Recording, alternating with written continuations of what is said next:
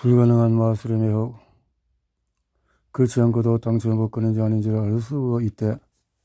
나는 무한수리 바스타브를 2010년 처음 만났다. 친구의 친구에게서 그가 즉각 복권의 당첨 여부를 가려내는 법을 알아냈다는 이야기를 듣고 나서였다. 복권은 전문가들이 운영하는 무작위 시스템이다. 아마추어가 당첨 복권의 패턴을 간파할 방법은 없지 않나? 아니, 일정한 패턴이 있기는 한가? 뭐한가. 나는 토론토 외곽 중국 음식점에서 만났다. 그는 복권이 내 생각과는 전혀 다르다고 설명했다. 복권은 무작위만 청만하는 거예요. 사실 복권 회사에서는 당첨되는 복권의 숫자를 아주 엄격하게 관리해야 하죠. 여기서 우연히 개입할 여지는 전혀 없어요. 모아는 희끗희끗한 머리카락을 톱수염을 깔끔하게 다듬었고 학자답게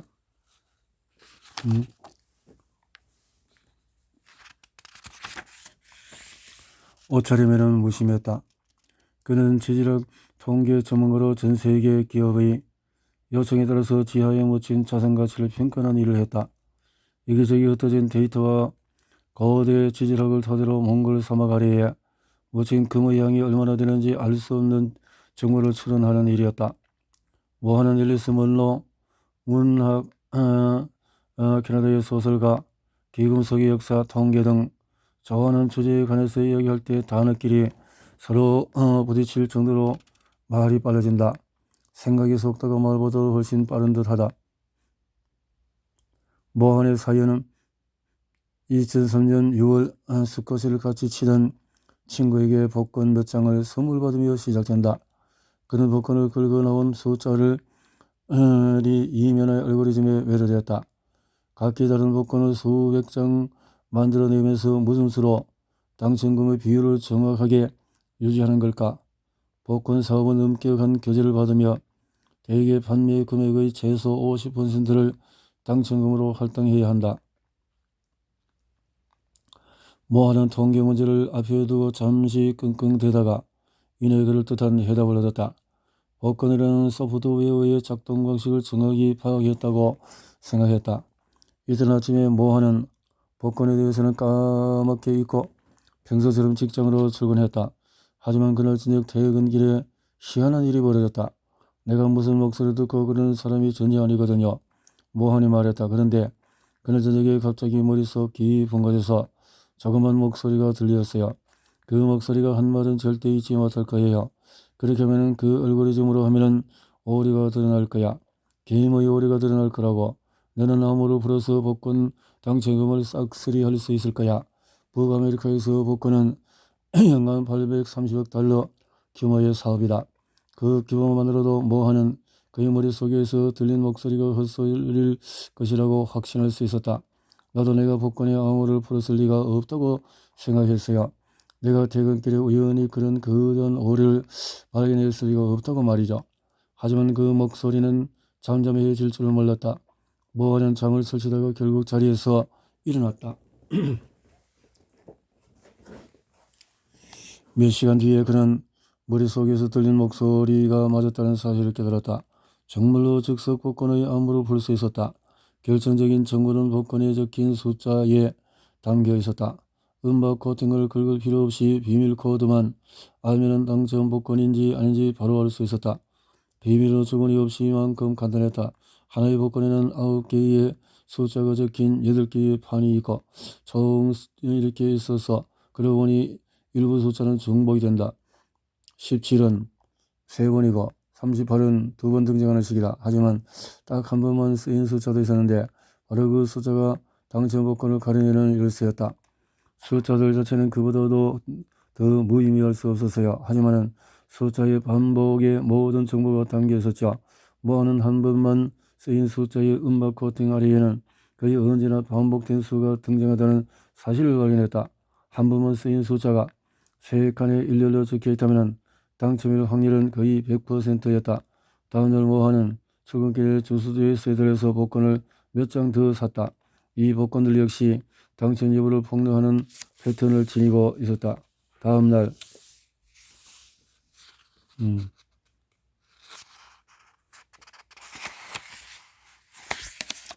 복권. 이 복권을 보면은 한 번만 등장하는 숫자의 비밀이 어떤 식인지 알 수가 있다. 왼쪽은 실제 판매되는 복권, 가운데 복권은 각 숫자가 등장한 빈도를 적은 것이다.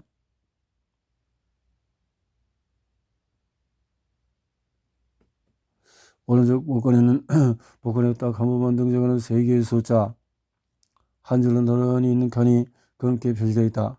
이 복권은 당첨권일 확률이 아주 높다. 그는 여러 가게에서 즉석 복권을 더 많이 사서 암호를 풀어보았다.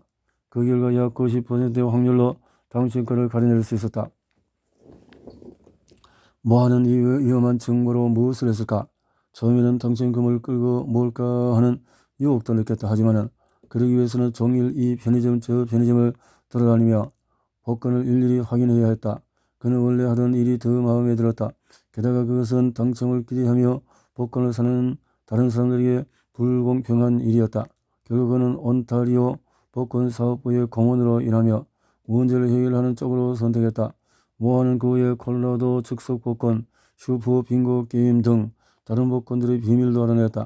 그가 끝내 암호를 풀지 못한 복권도 있었지만 그래도 통계 분석을 활용하면 당첨 확률을 높일 수 있었다. 나는 모한에 대한 이야기를 와이어드지에 게재했었다. 모한은 즉석 복권에 얽힌 이야기들의 척을 세운다. 그는 셜록을 닮은 추론의 기재다. 다만 그의 관심사는 살인이 아닌 일상의 수수께끼다. 모한은 매력적인 퍼즐을 만나면 병적으로 빠져들곤 한다. 관련 도서를 모조리 사들이고 온라인 채팅방을 샅샅이 뒤지며 밤늦게 해답을 고민했다. 또 모한은 말했다. 이제 좀 그만두고 자고 싶을 때도 있어요. 하지만 어떤 문제든 꽂히면 해결을 해야 직성이 풀리거든요. 그러던 어느 날 모한의 촉을 곤두서게 한 순간이 다시금 찾아왔다. 2014년 7월 어린 아들 라비와 함께 보러 갔던 독일의 유명한 마술사 얀 루페의 라스베이거스 공연이었었다. 또 의리의리한 소품과 자욱한 안개, 건강거리는 요란한 음식이 줄을 이루는 전형적인 라스베이거스 스타일의 공연이었다. 훌륭한 공연이었죠. 하지만 대부분 어떤 트릭을 쓰는지 알겠더라고요. 기본 원리를 알면 쉽게 간파할 수 있거든요. 하지만 코르 공연은 달랐다. 루페는 마지막 무대에 혼자 등장했다. 소품이라고 판에 담긴 큼지막한 나무 직소퍼즐 뿐이었다. 모하는 허리를 똑바로 세우고 앉았다. 한 번도 본 적이 없는 마술이 피날레에 등장할 줄은 몰랐다. 루페는 거창한 소개와 함께 마술을 시작했다. 저는 여러분에게 인생에 관한 이야기를 들려드리고 싶습니다. 무엇이 인생을 결정하는지에 대해서 우리 자신에 대해 그는 이어서 나무 퍼즐이 무엇을 상징하는지 설명했다. 이 나무판이 퍼즐의 모든 조각을 감싸고 있는 것처럼 우리를 정의하는 모든 요소는 우리 안에 완벽하게 담겨 있습니다. 다른 게 들어올 공간은 조금도 없이 말이죠. 마술사는 객석에 지원자를 요청했고 한 명의 관객이 손을 들었다. 루페는 잘 맞춰져 있는 퍼즐 판에서 분리해 관객에게 그 판을 건넸다. 그리고는 자신에게 가장 소중한 기억으로 남아있는 순간들을 이야기했다. 첫 기사, 처음으로 자전거를 탔던 날, 자기만의 트릭을 처음 개발했던 날, 그는 퍼즐 조각을 들어서 양손에 담았다. 하나의 조각이 하나의 기억을 상징한다고 했다. 최고의 마술은 천천히 전개된다. 느릿느릿한 속도로 기대감을 고조시킨다.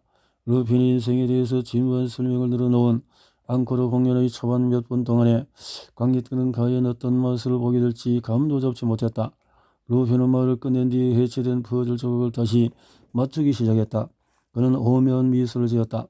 마치 앞으로 어떤 일이 벌어질지 잘 모르는 것처럼 퍼즐을 완성한 그는 조그만 검은색 가방에서 퍼즐을 한 조각 더 꺼냈다. 원래 퍼즐에는 없던 조각이었다. 그는 틈새 하나 없이 완벽하게 맞춰진 퍼즐 옆에 가방에서 꺼낸 조각을 놓았다.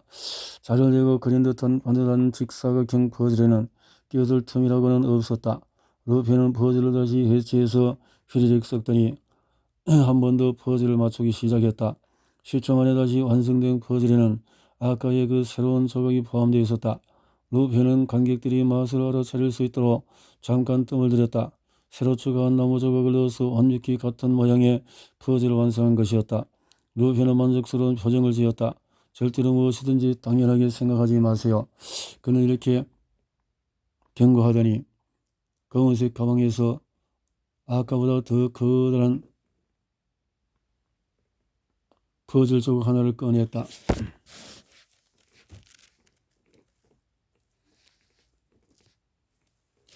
이번에도 그는 큼지막한 조각 루페는 퍼즐 조각을 와르르 썰어서 양손에 잡은 뒤에 이리저리 움직였고 뒤이어 추가된 조각을 포함해서 다시 빈틈없는 완벽한 직사각형을 만들어냈다. 관객들은 루페이 전체 퍼즐의 크기를 키웠을 거라고 추론했을 것이다. 재미있는 트릭이네. 그래도 완벽한 마술은 아니지. 루페는 다시 인생의 여정에 대해서 이런저런 얘기를 하며 관객들이 나름의 추측을 펼치도록 잠시 시간을 끌었다. 관객들이 공연이 마무리됐나 보다고 생각할 때쯤에 루페는 처음 판을 건졌던 관객을 다시 무대로 불렀다. 설마 퍼즐판에 다시 맞추는 건 불가능하다. 조금 전에 저 마술적 큼지막한 조각을 2개나 더 추가하는 것을 다들 봤지 않은가? 하지만 그 다음에 어떤 일이 벌어졌는지 짐작할 수 있을 것이다. 마술사는 조심스럽게 퍼즐 위로 나무판을 갖다 대었다. 퍼즐은 판에 완벽히 들어맞는다.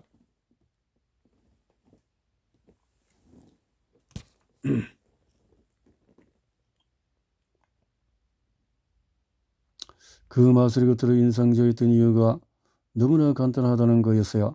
소품이라거나 나무 퍼즐 조각과 판본이니 어디에 속임수를 쓰겠는지 파악하기가 쉽지가 않았죠. 모하니 말했다. 공연을 보고 나온 모한과 라비는 차를 몰고 모하비 사박을 달리면서 마술의 비밀이 무엇일지를 논의했다. 가장 의심스러운 용의자는 판이었다. 혹시 판을 늘린 건 아니었을까? 하지만 자원한 관객이 판을 처음부터 끝까지 들고 있었다. 관객이 공범이었거나 루펜이 판을 퍼즐 위로 옮기는 동안에 늘린 게 아니라면 그를 설명할 방법이 없었다. 맨 처음 퍼즐에 벌어진 부분이 있었을 수도 있다. 가장자리에 숨겨둔 공간이 있어서 조각 2개가 추가되어도 맞출 수 있었던 것은 아닐까? 하지만 이것도 회의적인 것이 중간에 추가한 퍼즐 조각들의 크기가 작지 않았다. 저랑 라비는 계속 대화를 나누었어요. 열심히 머리를 굴려가며 루펜이 어떤 수법을 썼을지 알아내려고 했죠. 마술은 바로 이런 식으로 작동한다. 미스테리로 우리를 유혹하고 설명할 수 없는 공유를 보인다. 조각의 숫자가 늘어나도 판에 딱 맞는 퍼즐 반으로 썰려도 멀쩡한 여자, 눈앞에서 사라지는 자유의 여신상. 마술은 세상을 해석하는 기본 전체를 뒤틀어놓는 예측 오류의 결정판이다. 마술사 마이크 클로즈의 말처럼 훌륭한 마술은 우리에게 신발 속 돌멩이를 선물한다. 마술의 트릭은 우리가 살펴볼 미스터리의 2번째 후크 포인트다. 미스터리 박스의 핵심이 정보를 감추는 거라면 마술사는 자신의 수법을 감추며 미스터리를 창조한다. 중요한 건 불확실한 결말이 아니라 과정적 미스터리를 만들어낸 방법이다. 마술사는 상자 안에 뭐가 들어있는지를 보여준다. 우리는 그게 무슨 수로 거기에 들어갔는지 모르게 외려된다. 우리가 마술에 끌리는 이유는 뇌에서 찾을 수 있다.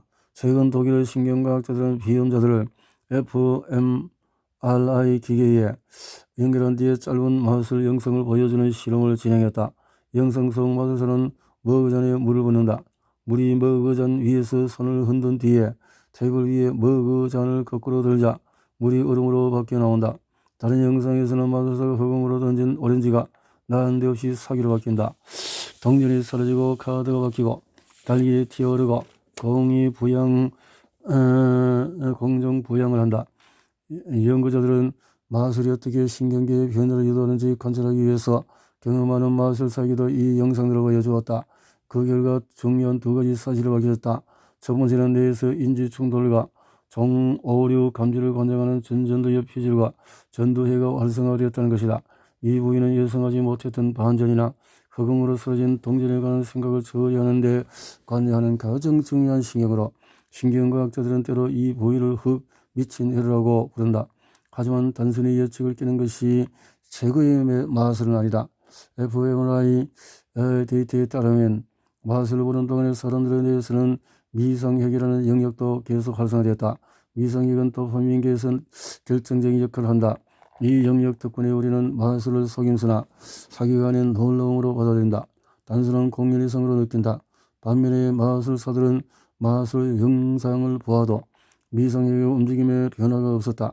따라서 연구진은 미성핵이 보통 사람들의 경외감을 느낄 때 물이 얼음이 되거나 모자 안으로 들어간 토끼는 사라지는 등의 설명할 수 없는 일이 벌어지는 것을 목격하는 순간에 작동되는 영역이라고 추론했다.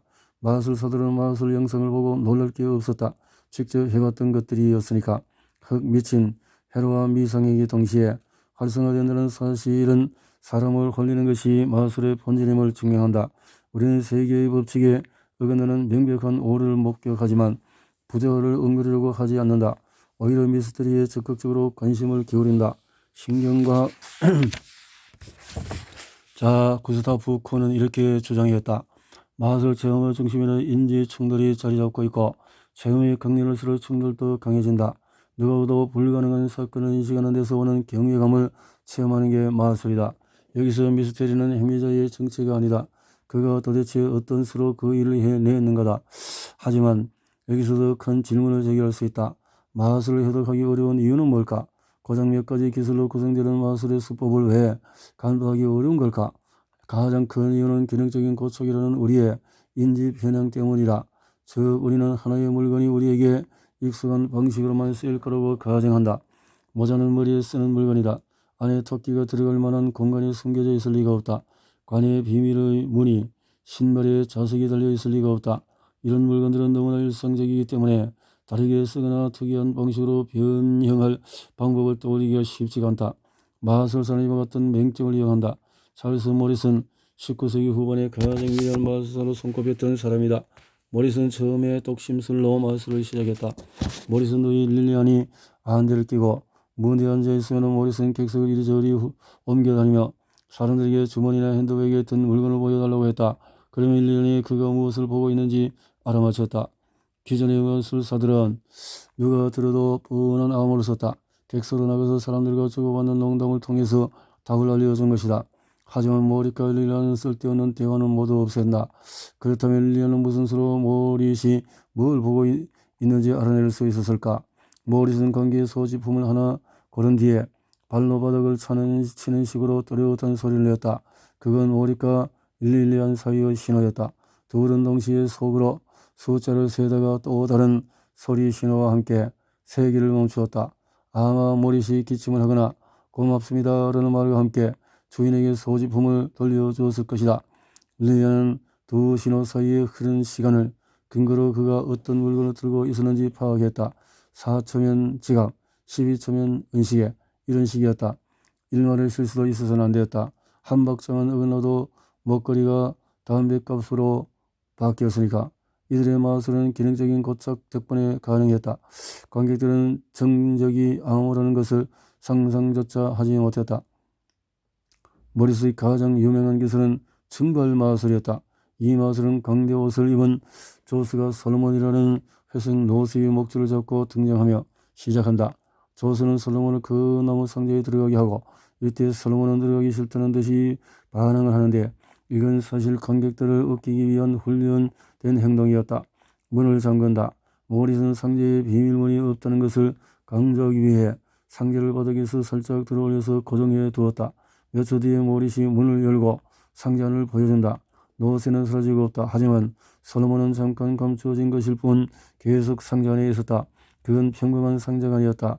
모릿은 상자의 외부 벽을 거울로 만들고 뒤의 빈 공간을 비추도록 각도를 정확하게 계산해서 배치했다. 노새를 상자 안에 들여다보내고 문을 잠그면 무대 아래에 있던 사람들이 밧줄을 당겨 상자 뒤편에 달린 사다리를 꼴 상자를 열었다. 유명한 그러면 훈련을 잘 받은 노새는 바닥에 흩뿌려진 먹이를 즐겁게 먹으며 그 안으로 들어갔다. 이건 역시 기능적인 고착을 기반으로 하는 트릭이다. 우리가 거울을 쓰는 이유는 거기에 비친 모습을 보기 위해서다. 거울은 우리에게 무언가를 보여준다. 모리슨 천재적으로 이 기능을 이용했다. 마술의 수법이 공개되면 상당히 시시하게 느껴진다. 하지만 우리는 거울에 여러 가지 용도가 있을 수 있다는 생각, 반짝이는 표면을 이용해서 노새처럼 커다란 동물을 숨길 수 있다는 생각은 하지 못한다. 고정관념 때문에 해답을 상상하지 못한다. 결과로 불가능해 보이는 속임수, 해리 후딘이나 데이비드 카퍼필드와 같은 위대한 스턴트 마술의 선조가 탄생했다. 신기하게도 어린 이들은 대개 기능적인 고착에 영향을 받지 않는다. 5살짜리 일상적인 물건을 지어주면 원래 용도가 아닌 다른 용도에 관심을 보일 가능성이 크다. 마술사에게 어른보다 아이를 상대하는 게 더 까다로운 일이다. 아이들은 모자나 거울 등 사물에 대한 고정관념에 물들지 않았기 때문에 감탄을 유발하기가 훨씬 어렵다. 기능적인 고찰에서 탈출하는 비결이 바로 그런 어린아이 같은 상태로 돌아가는 것이다. 가장 평범한 것들에도 미지의 영역이 존재할 수 있음을 기억해야 한다. 마술의 성공은 상상의 실패에 달려있다. 다시 우리의 현대판 셜록 모한의 이야기로 돌아가자. 모한은 이 모든 것을 알고 있다. 아마추어 마술사답게 상상력의 한계와 마술사들이 영하는 정신적인 약점을 잘 알고 있었다. 그럼에도 그는 루펜의 앙코르 공연을 간파할 수가 없었다. 모한은 말했다. 그토록 간단한 마술이라니 그냥 나무 블록 한 뭉치로 끝이잖아요. 라비가 그 수수께끼에 관해서 한참 이야기했지만 답을 얻어내지 못했어요. 하지만 포기하지 않을 참이었죠. 모한은 토론토로 들어가서 마술사 친구들에게 그 마술의 내막을 알겠냐고 물었고 비슷한 원리를 활용한 마술이 있는지 검색했다. 하지만 아무 성과도 없었다. 모한은 벽에 부딪혔다. 그 마술사가 기하의 법칙을 초월했을 리는 없거든요. 아무리 모를 쥐어짜여 모를 때가 있죠. 그렇지만 결국에는 어쩌면 하는 순간이 왔어요. 훌륭한 마술은 우리에게 불가능한 것을 보여주는데 그치지 않고 그게 가능하다고 믿게 만든다. 이렇게 읊조렸던 기억이 나요. 그런 마술이라면 정말로 기발한 트릭이 숨어 있을까요? 정말 아무도 예상하지 못한 무언가가.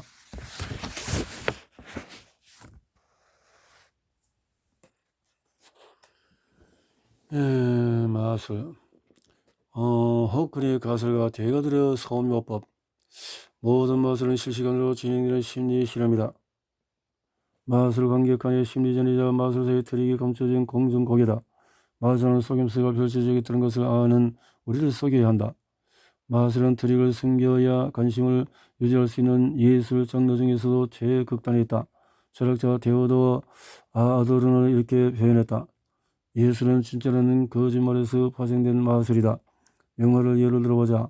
우리가 원하는 것은 약 2시간 동안의 불신을 기꺼이 유예하고 몰입할 수 있는 작품이다. 하지만 이야기가 진부하거나 배우의 연기가 설득력이 떨어진다면 한순간 영화의 주설은 사라지고 어둠컴컴한 극장에서 그저 화면을 쳐다보고 있는 현실을 자각하게 된다.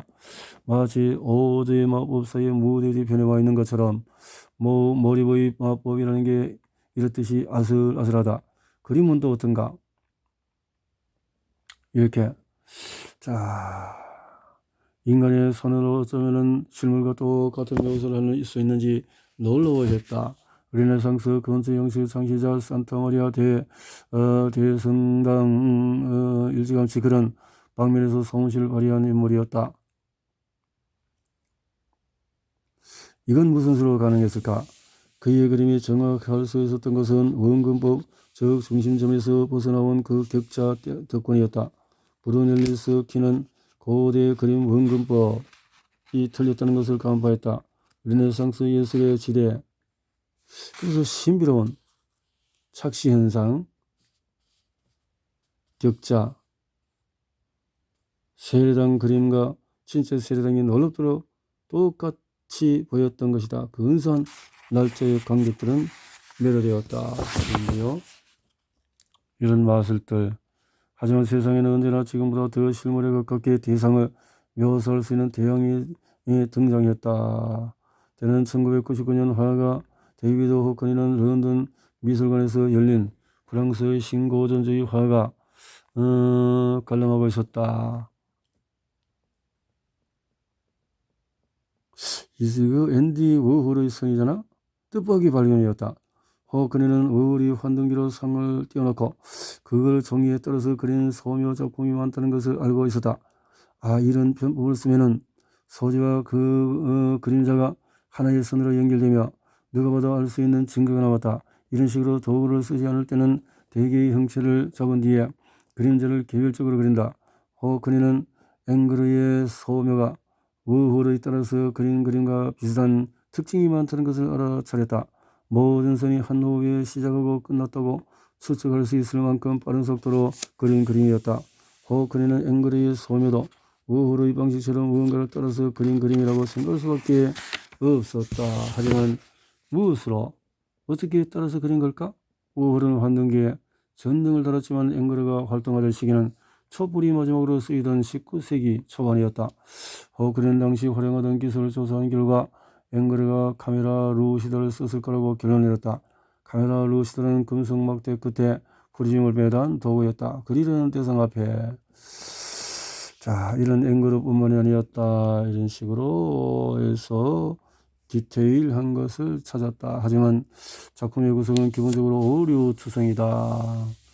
그는 세부 사실들을 미루어 짐작한데 카라바조가 광각장치를 동원해 그림을 그렸을 거라고 확신했다. 카메라를 통해서 그런 가면은 증거도 있다. 당시 화가들은 카라바조의 모델 의존도가 너무 높다며 비웃었다. 그래서 호크니 이런 도구를 썼다고 해서 화가들의 천재성이 훼손되는 건 아니라고 단언한다. 명작을 남긴 건 광각장치가 아니에요. 주체는 바로 화가의 손이죠. 이렇게 본다는 거죠.